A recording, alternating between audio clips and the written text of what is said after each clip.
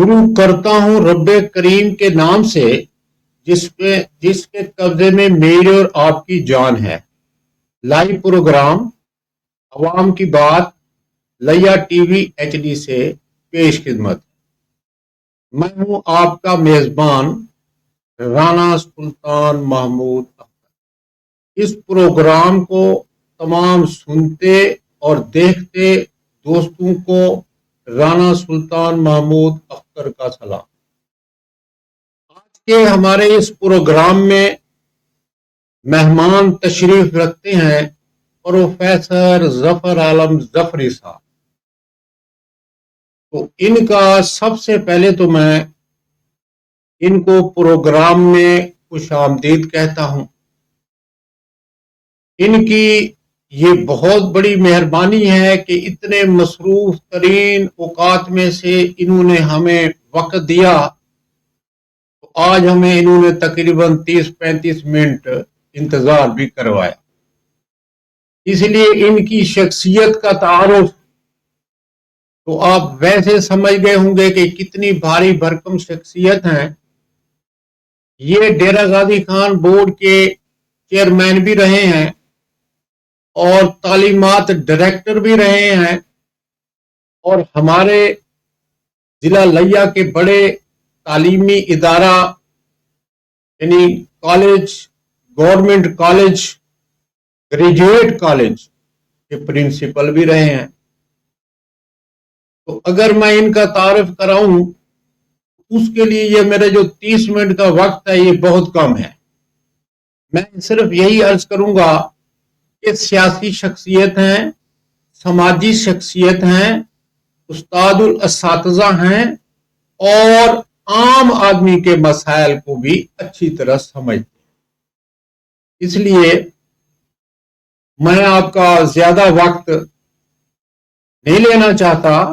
मेरी कोशिश ये है कि मैं सर जी से अपने अवाम को मुस्तफीद होने का ज्यादा से ज्यादा वक्त दूं। सामीन और नाजरीन, जैसा कि आप जानते हैं कि हमारे इस प्रोग्राम का नाम भी अवाम की बात। तो यहां हम जो भी बात करते हैं उसका ताल्लुक अवाम से होता है। तो अवाम के मसाइल को डिस्कस करते हैं, अरबाब अख्तियार तक उन मसाइल को पहुंचाते हैं और उनको फिर परसू करके उनका फीडबैक भी लेते हैं। तो आज मैं जनाब प्रोफेसर साहब से ये पूछना चाहता हूं कि वो हमें ये बताएंगे कि हमारे इस मुल्क के अंदर जो इतने मसाइल हैं वो बहुत ज्यादा हैं, लेकिन सबसे अहम मसला जो अवाम का मसला होता है वो उसके बच्चों की तालीम का होता है। तो हमारे बच्चों की तालीम का जो निज़ाम है, जो निज़ाम तालीम है, जो ये सिस्टम कहां तक जो है हमें मुस्तफीद कर रहा है। और हकीमुल उम्मत अल्लामा मोहम्मद इकबाल ने क्यों कहा था कि ये मदरसा, ये खेल, ये गौगाए रवा रो इस ऐसे फरावा में है हर लहज़ा गमे नौ, वो इल्म नहीं ज़हर है अहरार के हक में, जिस इल्म का हासिल है जहां में दो कफे जाओ। जनाब डॉक्टर जफर आलम जफरी साहब। बिस्मिल्लाहिर्रहमानिर्रहीम, सुब्हानल्लाहि व बिहम्दिही सुब्हानल्लाहिल अज़ीम, सदक़ल्लाहुल अज़ीम। मेरे मोहतरम जनाब राना सुल्तान साहब, मैं शुक्रगुजार हूँ कि आपने मुझे अपने प्रोग्राम में मदऊ किया और मुझे अवाम के मसाइल पर बात करने का हुक्म दिया। मैं ताख़ीर से पहुँचा, उसमें यकीनन कोई बाइस ताख़ीर भी था। प्रोफेसर फारूक हयात साहब के बेटे का वलीमा था और जाहिर है सबसे बड़ा मसला भी यहीं से कहूँ कि जहाँ शादियाँ होती हैं वक़्त दिया जाता है 2 बजे का और वहाँ जाके खाना होता है, बारात आती है 4 बजे और खाना खा के फारिग होते हैं शाम को 5 बजे। ये एक इतना बड़ा मसला है जो बस मेरे मुंह से अभी बात एक मौके पे निकल गई। सही है, बहुत अच्छा। यानी रोजाना में देखने को मिलता है कि दोपहर का लंच का कार्ड पे लिखा होता है कि 1 बजे से 2 बजे तक, और वो बच जाते हैं 2 बजे से 5 बजे तक। और अगर डिनर का टाइम होता है तो वो डिनर लिखा जाता है शाम ईशा की नमाज के बाद, यानी 7:30 बजे। मैं कितनी शादियों में गया हूँ, कसरत से जाता हूँ, और वहां जाके खाना मिलता रहा। ये भी और अहम मसला है सर। मैं कहता हूँ कि ये मसला जो है ये हमारा समाजी, इज्तिमाई, मुआशरती मसला है, और हर घर का मसला है। पता नहीं वक्त की पाबंदी का बिल्कुल हमारे यहाँ ख्याल है ही नहीं, और नहीं सोचते कि भाई लोग अपने वक्त पे अगर कुछ आ गए हैं। मैं ये कहा करता हूँ कि जो वक्त दिया है उस वक्त पे आप अपना प्रोग्राम शुरू कर दें, चाहे वहां कोई बंदा पहुंचा है या नहीं पहुंचा, काम करें अपना पूरा। यहाँ ये होता है कि रात के खाने के बाद अभी आधे लोग आए हैं, हाल की बत्तियां बंद होना शुरू हो जाती हैं। तो राना साहब ये तो खैर एक बात से बात नहीं, बात ये बहुत, यानी ये मसला वाकई जो है ये सुलझता हुआ मसला है कि आवाम के लिए जो है दोस्तों को ये चाहिए कि जो टाइम देते हैं ना उसकी कम से कम पाबंदी होनी। मेरे अहबाब जितने भी मर्दो खवातीन सुन रहे हैं, हर घर में अल्लाह ताला खुशियां दिखाए, शादियां हों, बच्चे आबाद हों, घर आबाद हों, लेकिन खुदा के लिए वक्त की पाबंदी का ख्याल रखें। मेहमानों ने, किसी ने जाना है बाहर, किसी ने आना है, बहुत से मामलात हैं, उनका हल जो है वक्त की पाबंदी से ही मशरूत है।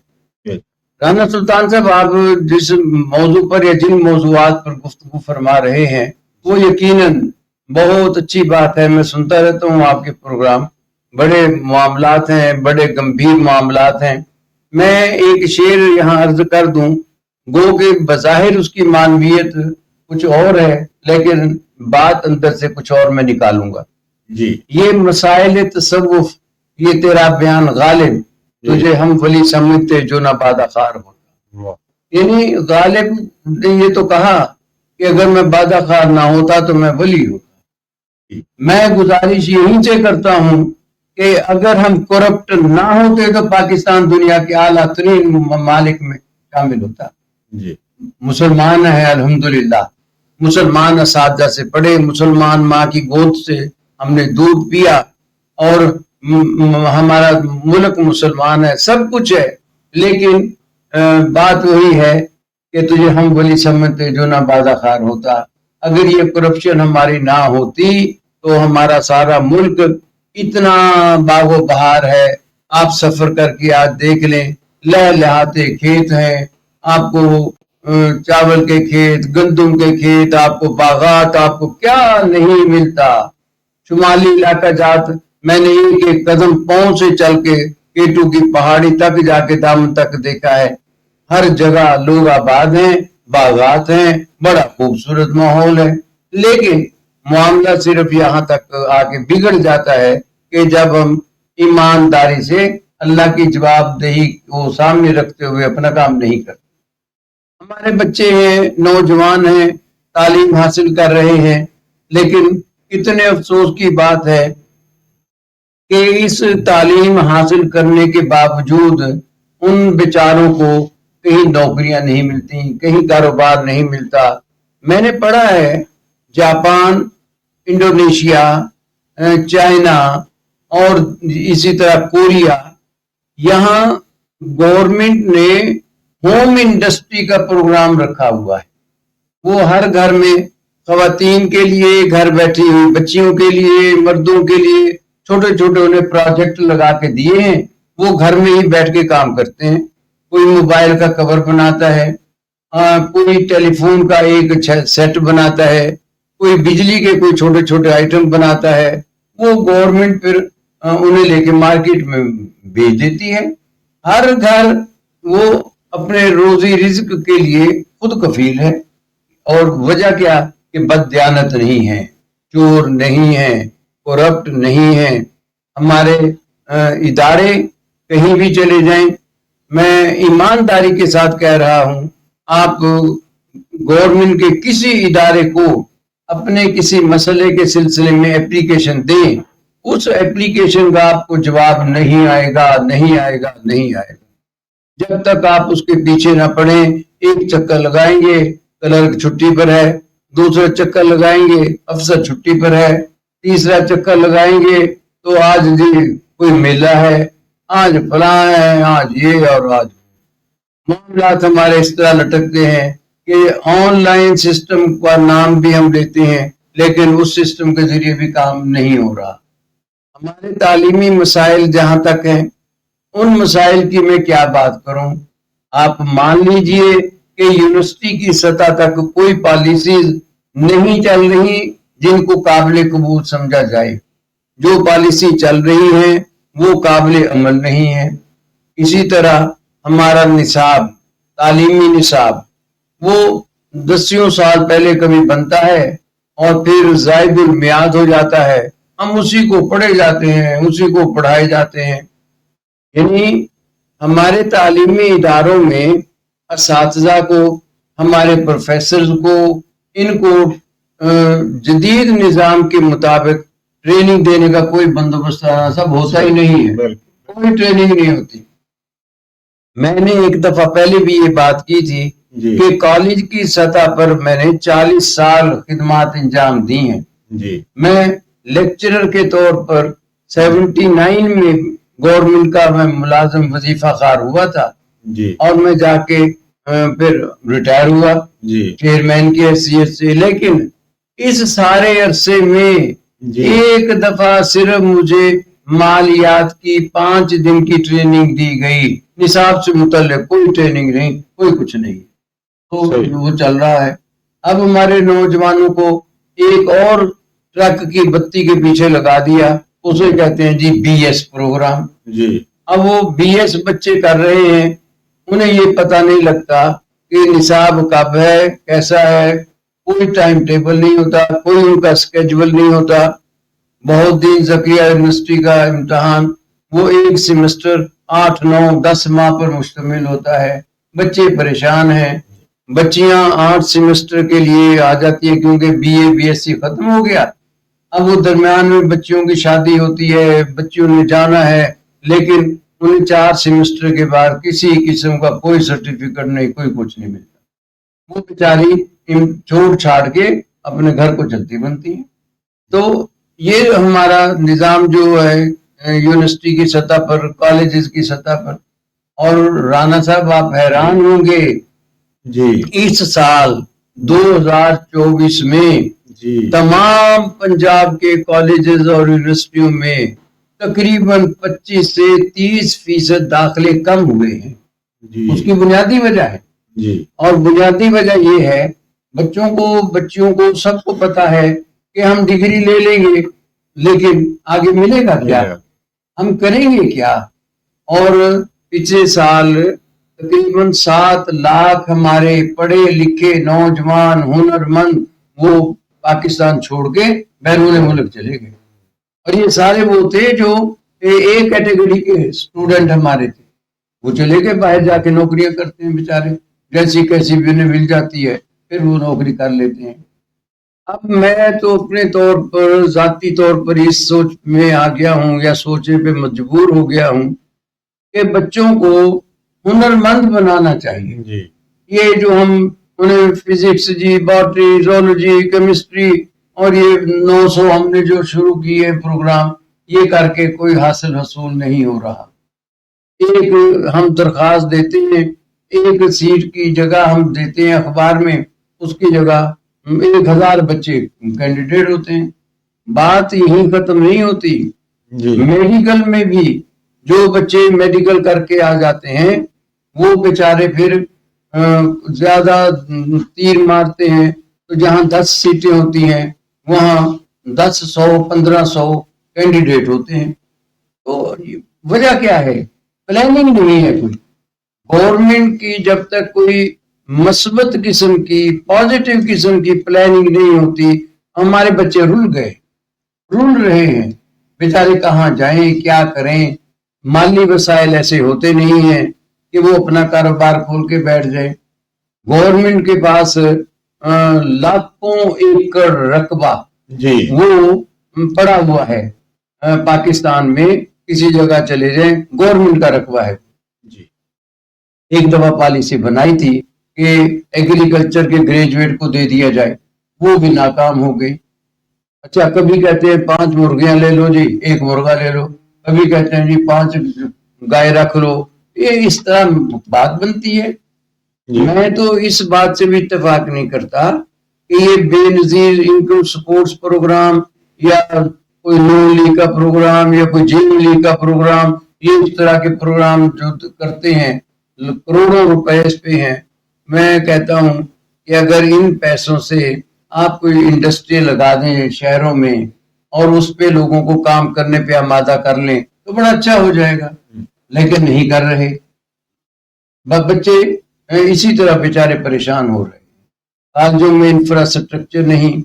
اور یہ ایک اور دیکھیں رانا صاحب، ایجوکیشن کی وقت یا ایجوکیشن گورنمنٹ آف پاکستان کی پریارٹی میں ہے ہی نہیں، بالکل نہیں ہے. اب کالجز میں ہر سال داخلے ہوتے ہیں ستمبر میں جا کے، انٹر کی سطح پر میٹرک کا رزلٹ آنے کے بعد کالج کے پاس سٹاف نہیں ہوتا، ٹیچنگ سٹاف نہیں ہوتا، تو پھر انٹرنیز رکھتے ہیں وہ کہ جی یہ آئیں گے.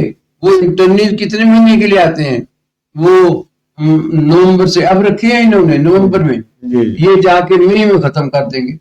6 مہینے کے لیے انہوں نے جو 2-4 ہزار 5 ہزار پنجاب میں رکھے ہیں، وہ نہ ان کو سیکورٹی ہے اپنی نوکری کی، نہ ان کو سیکورٹی ہے آگے مستقبل کی. کون پڑھائے گا اور کیا پڑھائے گا؟ جہاں کہیں انگریزی کی ضرورت ہے وہاں فارسی والے ہیں، جہاں فارسی والے ہیں وہاں انگریزی والے ہیں. اور ایک بات تو میں روزانہ آج کل اخباروں میں پڑھ رہا ہوں کہ فیمیل مرد کالجوں میں بھیجی جا رہی ہے، وہ وہاں مردانہ کالجوں میں جا کے پڑھا رہی ہیں اور مردانہ کالج میں سیٹیں خالی پڑی ہوئی ہیں. تو ہمارا تعلیمی نظام کسی پالیسی کے تحت نہیں ہے. جی بہت اچھی آپ نے گفتگو کی ہے سر. اب یہی میں آپ سے یہی پوچھنا چاہتا ہوں سر کہ ہمارا یہ تعلیمی نظام جو ہے یہ کیسے بہتر ہو سکتا ہے کہ ہمارے عوام کے جو بچے ہیں، ہمارے بچے جو ہیں وہ اس تعلیم جیسے زیور سے آراستہ ہو سکیں. اس میں سر یہ کیا بہتری آنی چاہیے، کیسے آنی چاہیے؟ میں گزارش کروں رانا صاحب کہ گورنمنٹ کے پاس کوئی اس قسم کا ادارہ نہیں ہے جس کے پاس یہ ڈیٹا موجود ہو کہ ہمیں کون سے شعبے میں کتنے لوگ آگے چاہیے. کوئی نہیں ہے ہمارے پاس ایسا شعبہ. یہاں جس کا جی چاہتا ہے وہ اردو میں داخلہ لے لیتا ہے اپنی مرضی سے، جس کا جی چاہتا ہے وہ فارسی میں داخلہ لے گا، جس کا جی چاہے گا فزکس میں، کیمسٹری میں، باٹنی میں، آئی ٹی میں، کمپیوٹر میں. گورنمنٹ نہیں گائیڈ لائن تیار کر رہی کہ بچے اس کو دیکھیں کہ ہماری ضرورت کہاں پڑ سکتی ہے. ہم کون سا شعبہ اختیار کریں جہاں سے ہمیں روزگار کے بہتر ذرائع میسر آئیں، ہمیں روزگار میسر ہو جائے. انڈسٹریز کو بڑھانا چاہیے، ہمیں لائیو سٹاک کا کام زیادہ کرنا چاہیے. یعنی ایجوکیشن میں یہ ایجوکیشن جو ہے وہ ٹیکنیکل ایجوکیشن یعنی یہ فنی ایجوکیشن آنی چاہیے. فنی ایجوکیشن بالکل اس وقت جو ضرورت ہے وہ ہمارے پاس فنی ایجوکیشن کی، ٹیکنیکل ایجوکیشن کی ضرورت ہے. یہ تھیوریٹیکل جو کچھ چیزیں ہم پڑھ رہے ہیں نا، پڑھ کے بس اللہ اللہ. اور میرے پاس ڈیٹا بہت سا موجود ہے کہ پرائیویٹ ادارے جو بی ایس کرواتے ہیں سارے پنجاب میں، وہ بی ایس کرواتے ہیں اور اس میں ایم فل کی شرط ہے ٹیچروں کے لیے. ایم فل اس میں بچے آتے ہیں، ان کو تنخواہ کتنی دی جاتی ہے؟ ایم فل ہیں جنہوں نے 18 سال ایجوکیشن لی ہے ان بیچاروں کو 30,000 35,000 25,000 یہ تنخواہ دی جاتی ہے. انہوں نے رکشے پہ آنا بھی ہے، جانا بھی ہے، ٹائم بھی دینا ہے. تو گورنمنٹ کے پاس تو کوئی پالیسی نہیں. پھر گورنمنٹ کے اپنے اداروں میں ٹیچروں کی کمی ہے. اب پرائمری سے لے کر ہائی اسکولوں تک ایک عرصہ ہو گیا میرا خیال ہے کوئی اپوائنٹمنٹ نہیں ہوئی، کچھ بھی نہیں ہے. ہم نے کلرک پیدا کرنے ہیں کیا؟ گورنمنٹ کیا چاہتی ہے کہ بس دفتر بناؤ اور کلرک رکھو، دفتر بناؤ اور کلرک رکھو. یہاں میں نے ایم فل بچوں کو سپاہی کا انٹرویو دیتے دیکھا ہے، ایم فل کے بچوں. اور اسی طرح باقی آپ چلے جائیں جہاں کہیں بھی چلے جائیں، وہاں میں نے ابھی VTI لیا کا ایک وزٹ کیا تھا، جی وہاں میٹرک پاس بچے وہ ٹریننگ لے رہے تھے کمپیوٹر پہ کمپوزنگ کی، ٹائپنگ وغیرہ کی. جی میں نے جب پتا کیا کہ آپ کی کوالیفیکیشن کیا ہے، اس میں مجھے BS ڈگری ہولڈر لڑکے اور لڑکیاں ملی، اس لیے کہ وہ جا کے اپنا گھر پہ کوئی کام کاج کر سکتے. گورنمنٹ سے توقع ہی ختم ہو گئی. کوئی توقع نہیں ہے کہ گورنمنٹ عوام کی خاطر کوئی طویل المدتی منصوبے بنائے گی. کہہ دیا جی ہم کمپیوٹر دے دیں گے، چلو جی کمپیوٹر دے دیا تو کیا کر لیں گے، آپ لیپ ٹاپ دے دیں گے تو کیا ہو جائے گا. یہ باتیں ہیں تھوڑے تھوڑے وقت کے لیے، یعنی اپنی سیاست کا ڈھول بجانے کے لیے، اپنی ناموری کے لیے صرف. جی ورنہ جو مستقل طور پر کام کرنے والے ہیں، اور وہ مستقل طور پر کام یہی ہو سکتا ہے کہ گریجویٹ جتنے بھی ہوں ان کو پاکستان میں کھپانے کا بندوبست کرے گورنمنٹ. جی اور کیسے کرے؟ ان کے اپنے پروٹوکول پہ 30 گاڑیاں چلیں گی. میں کسی ایک کی بات نہیں کر رہا، سارے پاکستان کے حکمرانوں کی بات کر رہا ہوں. ان کے پروٹوکول کی گاڑیاں چلیں گی، ان کے لمبے چوڑے دفاتر ہوں گے، ان کے تک کوئی رسائی آپ کی ممکن نہیں ہو سکے گی. کوئی ایک افسر حاکم وقت نکلے گا اپنے دفتر سے تو اس کے پیچھے 100 لوگ اس کو سنبھالنے والے ہوں گے. یہ کیا ہے؟ عوام کہاں جائے گی؟ حکمرانوں کی زندگی کچھ اور ہے، عوام الناس تو بیچارے کیڑے مکوڑے ہیں، معذرت کے ساتھ حشرات الارض ہیں. لوگ جھگیوں میں رہتے ہیں، سردیوں میں پاؤں سے ننگے ہیں، گرمیوں میں ان کے پاس کپڑے نہیں، سردیوں کے کپڑے نہیں. لیکن کبھی نہیں ہم نے دیکھا کہ کبھی کسی نے یہ غور بھی کیا ہو کہ عوام کے مسائل ہیں. یہ اس وقت بھی آپ پاکستان سارے کا وزٹ کر لیں تو آپ کو لاکھوں کی تعداد میں جھگیوں میں رہنے والے لوگ ملیں گے، جن پہ بارش برستی ہے، جن پہ دھوپ برستی ہے، آگ نکلتی ہے، وہ بیچارے وہیں بیٹھے ہیں. کبھی گورنمنٹ نے نہیں سوچا کہ ان کے لیے کوئی ہم اچھا بندوبست بھی کر لیں. بالکل ڈاکٹر صاحب فرما رہے تھے، بالکل صحیح ان کی بات کہ جو عام آدمی ہے، جو غریب آدمی ہے، جو پاکستان کا شہری ہے، اس کے بہت ہی گمبھیر مسائل ہیں اور ان کو حل کرنے کے لیے ارباب اختیار جو ہے ان کی جو ادھر توجہ ہے وہ بہت کم ہے. رانا صاحب میں اور ایک گزارش کروں کہ آپ کی ایگریکلچر ہے، آپ ایٹمی پاور بن چکے ہیں، اب آپ کا عام دنیا ساری میں مشہور ہے، اعلیٰ ترین ہے، لیکن آپ کا کنوں باہر کی دنیا میں نہیں جاتا، آپ کا بیر باہر کی دنیا میں نہیں جاتا، آپ کا لیمو نہیں جاتا. کیوں نہیں جاتا؟ جی بہت سے ممالک سیڈ لیس پھل پیدا کر کے باہر دیتے ہیں، سعودی عرب کو اور یا دوسرے ممالک کو. ہمارے ہاں کوئی اس طرح کا تجربہ شاید کوئی کرتا ہو تو کرتا ہو، نہیں ہو رہا. ہماری وہی روایتی قسم کی جو ایگریکلچر ہے سو وہ چل رہی ہے اور اسی پہ ہماری ایکسپورٹ تو نہ ہونے کے برابر ہے. کون سی ایکسپورٹ ہماری ہو رہی ہے؟ نہیں ہو رہی. جو ہو رہی ہے وہ بھی بہت تھوڑی سی ہو رہی ہے، اس سے ہمیں کچھ ملنے والا ہے نہیں، بس لوٹ کھسوٹ ہے. انا للہ و انا الیہ راجعون. بالکل آپ جو ہے نا آپ نے ریاستی بات کی ہے، اب اسی کو ہم کر لیتے ہیں کہ حکیم الامت علامہ محمد اقبال نے کہا تھا جلال پادشاہی ہو کہ جمہوری تماشا ہو، جی جدا ہو دین سیاست سے رہ جاتی ہے جمہوری. آپ سے یہ میں پوچھنا چاہتا ہوں کہ ہمارے اس ریاست کے اندر اب جمہوری نظام ہے، بادشاہت ہے، اسلامی نظام ہے، یہاں کون سا نظام؟ کس نے کہہ دیا آپ کو یہاں جمہوری نظام ہے اور کس نے کہہ دیا کہ اسلامی نظام ہے؟ پاکستان کا نام ہے اسلامی جمہوریہ پاکستان. جی مجھے بتا دیں آج 2024 میں کیا پاکستان کا آئین لکھنے کی حد تک اسلامی ہے؟ کیا یہ اسلامی ہے؟ نہیں ہے، اسلامی نہیں ہے. جمہوری کی بات آپ کر رہے ہیں، پاکستان میں 4 دفعہ مارشل لا لگ چکی ہیں، وہ جمہوری ہے. سکندر مرزا نے ماشاء اللہ لگائی، ایوب خان نے ماشاء اللہ لگائی، ضیاء الحق نے ماشاء اللہ لگائی، پھر ہمارے جنرل مشرف صاحب نے ماشاء اللہ لگائی.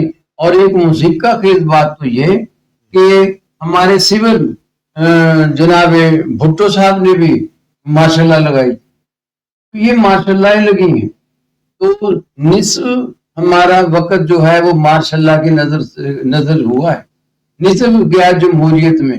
میں بار بار پڑھا کرتا ہوں، بار بار کہا کرتا ہوں کہ مختصر ہے 3 نعروں پر ہماری زندگی: انقلابو انقلابو انقلابو انقلاب، احتجاجو احتجاجو احتجاجو احتجاج، اور انتخابو انتخابو انتخابو انتخاب. یہ کہاں ہے؟ فلاحی ریاست، اسلامی ریاست فلاحی ریاست ہوتی ہے. مجھے بتائیں کوئی ادارہ اس وقت، اگر ڈپٹی کمشنر صاحبہ سن رہی ہوں، ڈی پی او صاحبہ سن رہے ہوں، باقی افسران سن رہے ہوں، کیا کوئی ادارہ ڈسٹرکٹ لیا میں سارے پاکستان کی بات کر رہا ہوں، کوئی ایسا ادارہ ہے جو کسی بیوہ کی سرپرستی کر رہا ہو، جو کسی یتیم بچوں کی سرپرستی کر رہا ہو؟ کوئی ایسا ادارہ ہے جو کسی بے سہارا کا سہارا بن رہا ہو؟ کچھ بھی نہیں ہے. آپ لاکھ زور لگاتے رہیں کہ جی ہم صفائی کی مہم چلا رہے ہیں. وہ صفائی کی مہم چلے گی اور اس میں تصویریں بھی بنیں گی، افسران بھی آئیں گے، سارا کچھ ہوگا، لیکن میرے ساتھ ذرا چل کے دیکھ لیں عیدگاہ کی گلی میں رات کو آپ گزر کے دکھا دیں مجھے، گندگی کے ڈھیر، نالیوں کا پانی اور حالات جو بے قابو ہیں. تو یہ نہیں بن سکا آپ کا اسلامی نظام، اور نہیں بن سکا جمہوری، اور نہ ہی بن سکا فلاحی. پاکستان ہے، لیکن مجھے یقین ہے کہ یہ رہے گا انشاءاللہ، حیات رہے گا پاکستان، اس لیے کہ بنا اسلام کے نام پر. اس میں میری ماں نے، میری بیٹیوں نے، میرے والدین نے، میرے بھائیوں نے، میرے عزیزوں نے، جوانوں نے قربانیاں دی ہیں لاکھوں کی تعداد میں. اس کو جتنا یہ ظالم لوگ برباد کرنا چاہتے ہیں کرتے رہیں، لیکن یہ پاکستان مٹنے والا نہیں ہے، انشاءاللہ رہے گا. ڈاکٹر صاحب بالکل یہ صحیح فرما رہے تھے کہ یہاں پاکستان کے اندر نہ اسلامی نظام ہے، نہ جمہوری نظام ہے، نہ بادشاہت ہے. تو یہ ایک ہمارا جو یہاں کا جو نظام ہے یہ پوری دنیا کے اندر جو ہے کہ عجوبہ قسم کا نظام ہے کہ یہاں کوئی جو ہے سسٹم نہیں ہے. کوئی واقعی بات صحیح ہے کہ اس کے بعد وہ طوفان نوح لانے سے کیا فائدہ ہے، چشم دو ہی اشک بہت ہے، اگر کچھ اثر کرے تو بات تو ڈاکٹر صاحب کی بالکل صحیح ہے. اچھا اب ڈاکٹر صاحب گزارش یہ ہے کہ میرے ہاتھوں کے تراشے ہوئے پتھر کے سامنے اب بت خانوں میں یہ بھگوان بنے بیٹھے یہ وہی ہیں. اب انہوں نے کیا کیا ہے، اب یہاں اور کچھ نہیں ہوا تو اساتذہ کی اور ملازمین کی انہوں نے پینشنیں جو ہیں وہ کم کر دی ہیں. تو آپ کا کیا خیال ہے کہ یہ جو جرنیل پیدا کرتا ہے، جو کرنیل پیدا کرتا ہے، جنہوں نے ان کو پیدا کیا ہے، یہ ان کے ساتھ ایسا رویہ کیوں؟ رانا صاحب آپ نے بڑی کمال بات کی کہ پینشنیں کم کر دیں. آپ کو اللہ زندگی دے، دیکھ لیں گے کہ ختم کر دیں، اور وہ تو ختم کر دی نا جی. اب جو اپوائنٹمنٹ اب ہوگی جی اس میں پینشن نہیں ہے، بالکل بھی نہیں ہے. یہاں میں تو اس بات پہ زیادہ آنسو بہاتا رہتا ہوں ہر وقت کہ حاکمان وقت کہلاتے جو ہیں یہ ہوتے ہیں خادمان وقت، آتے تو ہیں خدمت کرنے کے لیے عوام کی، لیکن بن کے بیٹھتے ہیں فرعون کہ جی اندر جانے کی اجازت نہیں، بات کرنے کی اجازت نہیں، بولنے کی اجازت نہیں. میں یہاں ایک بات کر دوں، نام وام میں لیتا نہیں ہوں، مجھے ہائی کورٹ میں ایک مقدمے میں پیش ہونا پڑا جی، اور وہاں میں نے جسٹس صاحب سے گزارش کی کہ ایک جملہ سر کہنا چاہتا ہوں. نہایت سختی سے اس نے کہا keep silent, you are not allowed to speak in my court. میں چپ کر کے باہر آ گیا. میں کون ہوں؟ میں پاکستانی ہوں، میں 72 سال کا آدمی ہوں، میری ایک بات سننا گوارا نہیں. تو عدالتوں میں تو یہ کچھ ہوتا ہے، اور باہر اب آپ چلے جائیں افسران کے پاس، وہاں جا کے بھی نہیں ہے ہمارا نظام سیاست، نہیں ہے نظام عدل، نہیں ہے نظام تجارت. ہم بالکل اللہ توکل پہ زندہ ہیں، تو جو سانس آ رہی ہے وہ گزارے، جب چلی جائے گی سانس تو پھر اللہ پہ جا کے حساب کتاب ہوگا۔ بالکل سر جی، آپ نے یہ واقعی وسائل تو بہت زیادہ ہیں، اور ان کا جو حل ہے وہ بھی یہی ہے کہ ہمارے ارباب اختیار ہیں ان کو جو ہے اس کے بارے میں کچھ سوچنا چاہیے۔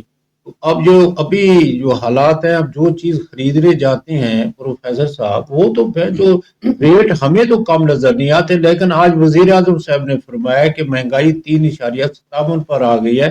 تو کیا آپ کو بھی معاشرے میں آپ ادھر ادھر جو ہے محلے میں جاتے ہیں، گلیوں میں جاتے ہیں، چیزیں خریدتے ہیں، ادویات خریدتے ہیں، آپ سبزیاں خریدتے ہیں، آپ پھل خریدتے ہیں، کیا آپ بھی محسوس کر رہے ہیں کہ مہنگائی جو ہے وہ کم ہو رہی ہے؟ یہ 3.7% تک جو مہنگائی آ گئی، یہ ہمارا جو اسٹیٹ بینک ہے نا، وہ ہر مہینے یا ہر 2 مہینے بعد وہ اشاریہ دے دیتا ہے کہ جی اتنی مہنگائی کم ہو گئی۔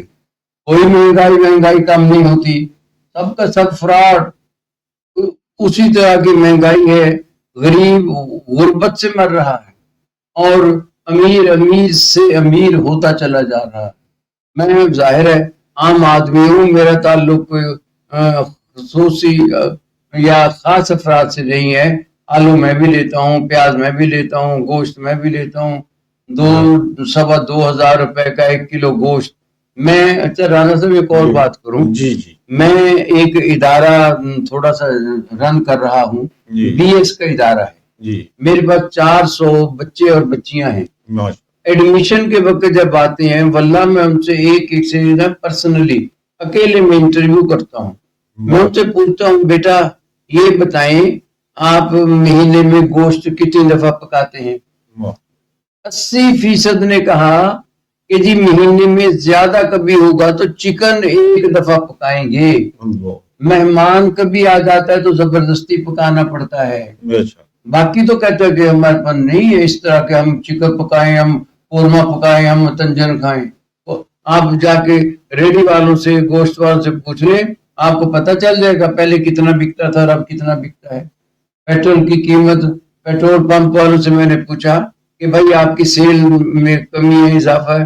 کہتے جی کہاں، 75% ہے، 25% کم ہو گئی، سیل ان کی نہیں ہو رہی۔ باقی چیزیں اسی طرح ہیں، مہنگائی ہے ناقابل برداشت۔ بجلی کے بلوں کو دیکھ لیں نا، کون دے یہ اتنے بل؟ لوگوں نے سولر لگا لیے، اب روز ڈراتے رہتے ہیں کہ ان پہ بھی ٹیکس لگے گا۔ بھائی لگا لو ٹیکس، سانس پہ لگا لو، قبروں پہ لگا لو، مردوں پہ لگا لو، ان حکمرانوں سے اللہ تعالیٰ پوچھے گا، اور پھر ایسے نہیں پوچھے گا، پھر تو ان سے حساب لیا جائے گا ایک ایک رتی برابر ان کے جرائم کا۔ معزز سامعین، اب ہمارا کیونکہ یہ جو ٹائم ہے ہمارے پروگرام کا یہ اختتام کی طرف جا رہا ہے، تو میں جناب پروفیسر صاحب سے جو ہے یہ آخر پر یہ گزارش کرنا چاہتا ہوں کہ ہر انقلاب زیست نے ہم کو دیے فریب، ہر موڑ پر لٹے ہیں بڑی سادگی کے ساتھ۔ تو آپ اس وقت اس پروگرام میں آپ عوام کو کیا پیغام دینا چاہیں گے سر؟ اپنا آخر پیغام دیجیے گا۔ پہلے تو میں یہ کہا کرتا تھا کہ جی آپ اعلیٰ قسم کی ڈگریاں لیں، بڑی بڑی ڈگریاں لیں، لیکن اب میں یہ پیغام دیتا ہوں کہ ہنرمند بنیں۔ آپ ٹیکنیکل ایجوکیشن لیں، آپ ہاتھ سے کام کرنا سیکھیں، اپنے بچوں کو آپ چھوٹے چھوٹے کام ہی کروا دیں، میٹرک کے بعد، انٹر کے بعد، بی اے کے بعد، ایم اے کے بعد۔